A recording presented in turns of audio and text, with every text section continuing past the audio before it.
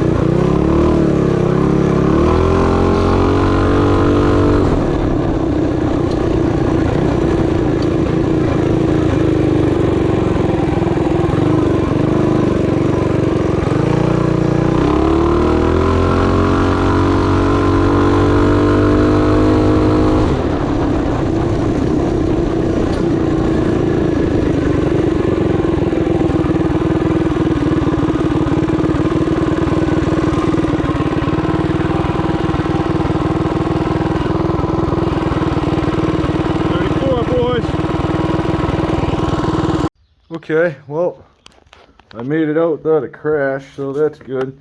Can I go faster with these tires? Yep. In dry conditions, my max so far is 38 miles an hour. And I believe that was in the field heading towards the wire fence. So, that away. The same turn that I got launched off on when I low-sided. So, or I should say low side, high sided, because I tried to correct. And when you're down that far on the sidewalls with enough RPM going, you're not going to correct that. I didn't. So 34 is what we're going to get. It did rain last night. Alright guys, I'll give you a quick walk around on the track.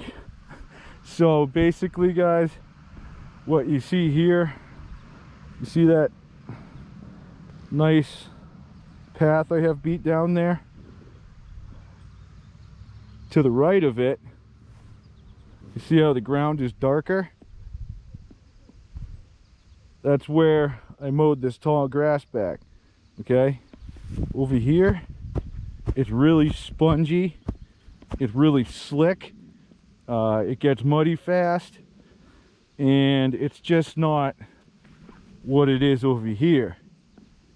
Problem is, if you want to set up for speed into the corner up here, you want to be out here. It's a flat corner. So when you're cruising, you're coming through here full speed, you're hard, you're gonna be carrying torque. You get wheel lift right here over that hump. Okay, then you flatten out. Now you can either go on that inside track and you can enter the turn fast, all right, but you're gonna have to hit your apex way out by like, you're gonna be out by the fence there. You're gonna be about 3 feet off the fence if you drew a straight line from my finger. And then you can cut back in and you can get hard in on it out there and cut across fast. Or you take this outside line, you run this as fast as you can, but you got to be able to lean the bike, all right, because we're already in the turn, we're accelerating. This is where your foot pegs are going to come close to the ground. Okay, you're trying to stay on it.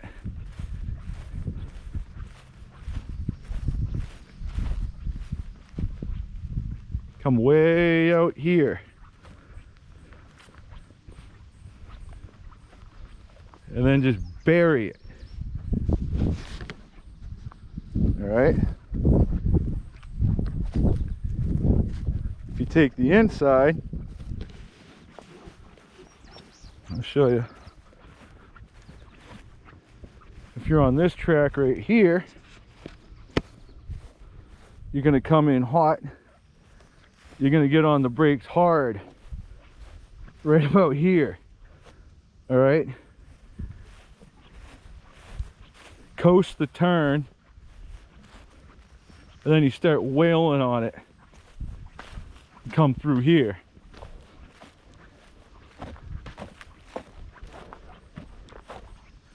When you get over to this section, this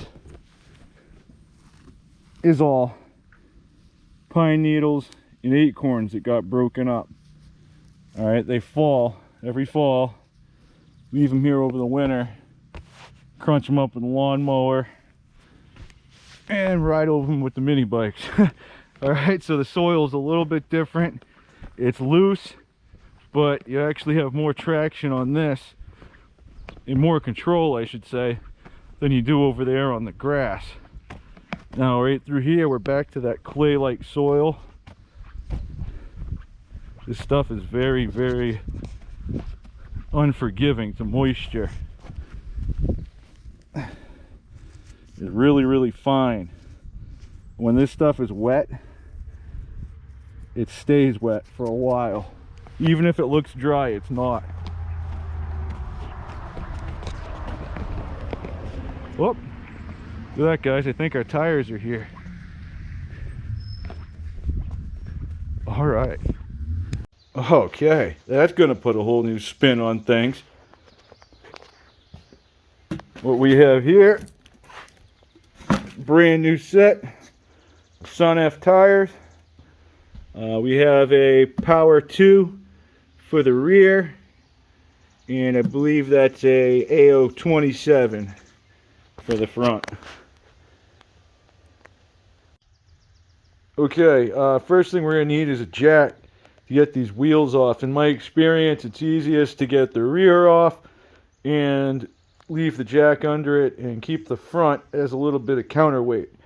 Reason being, when you're taking the front off, you have a lot less in your hand to wrestle with. And if you have the bike up on a jack and for whatever reason the bike is long and heavy in the rear, you take the front wheel off, you misjudge it, the bike could fall. Okay? You have less of a chance of the bike falling if you can free your hands up. You have less to grab onto in the front. In the back, the first and last bolt you always go after when putting the wheel on and taking the wheel off is this one right here. Okay, this is a 14 millimeter back and front, and what that does is sets the caliper, okay, front to back as you're tensioning your wheel. We'll get to all of that when we put this thing back on. Other than that, we have a 19 millimeter. That'll be for the left side, and for this side right here, it's probably an 18. Okay, this side is actually a 17. I don't know what I had on the other one. It wasn't a 19 either. Once this nut's off, we're just going to bang the axle out that side. I might be able to do it with my palm.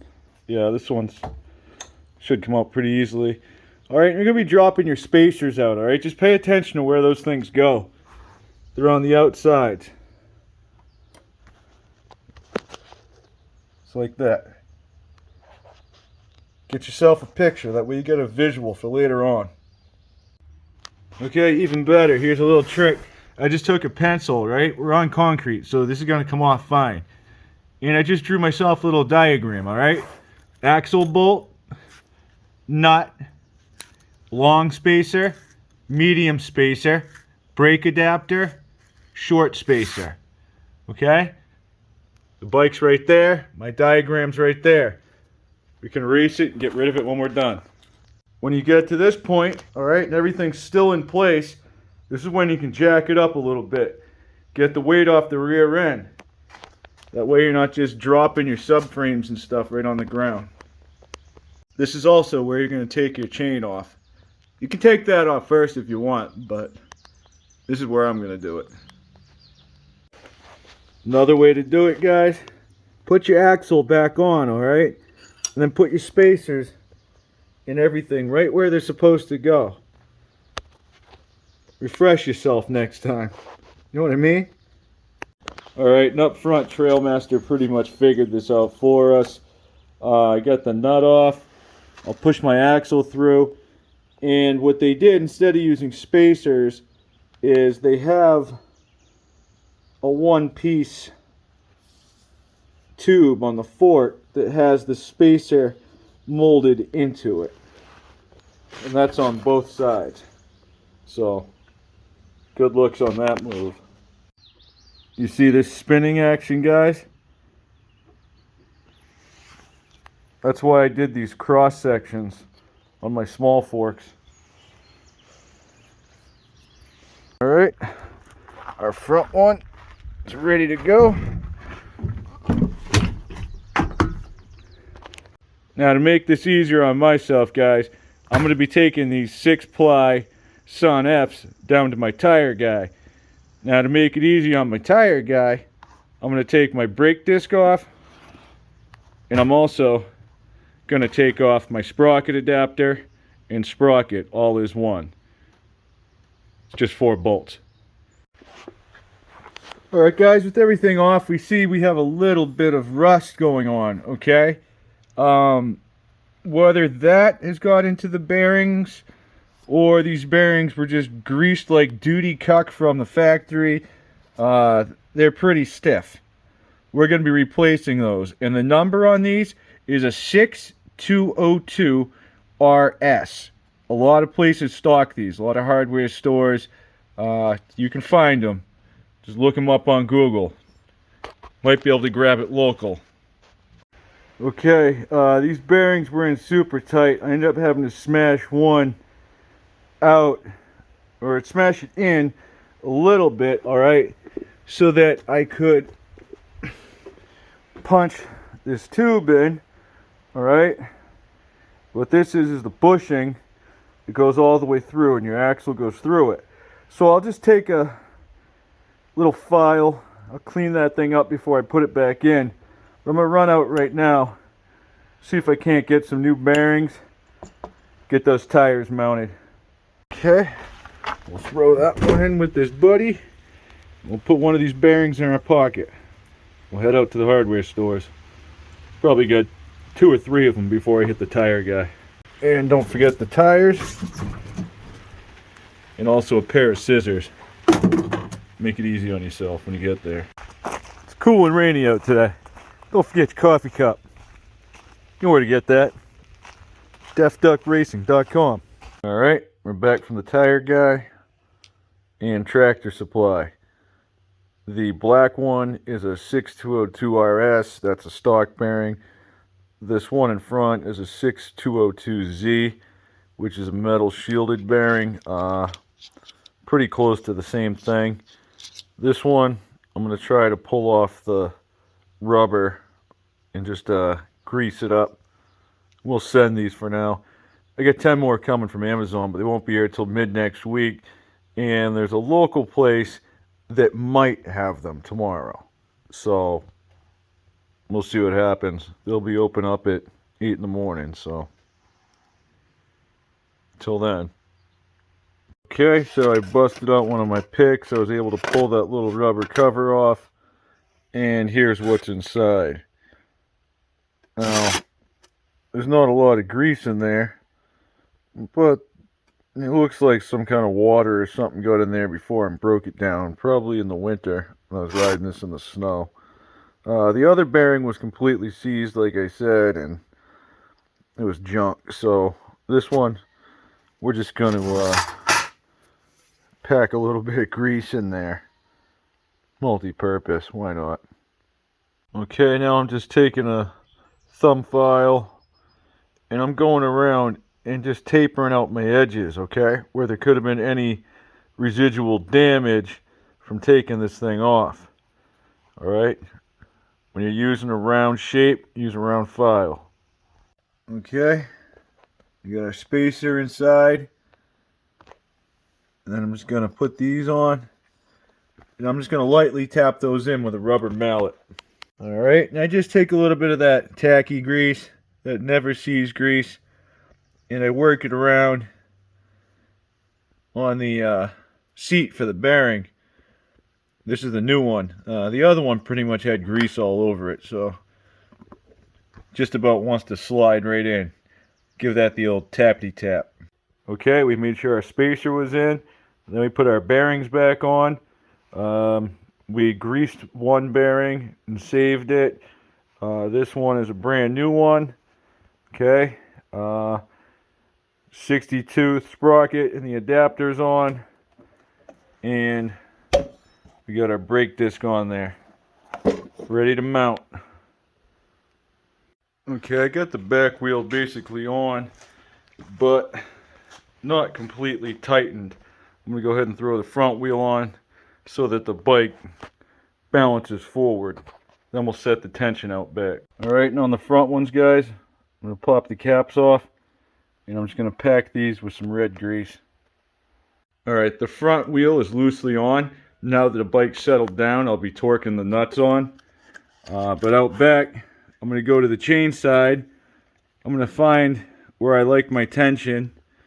I'm going to take a measurement right here. Okay, whatever's left from the front of my tensioner to the front of my slot.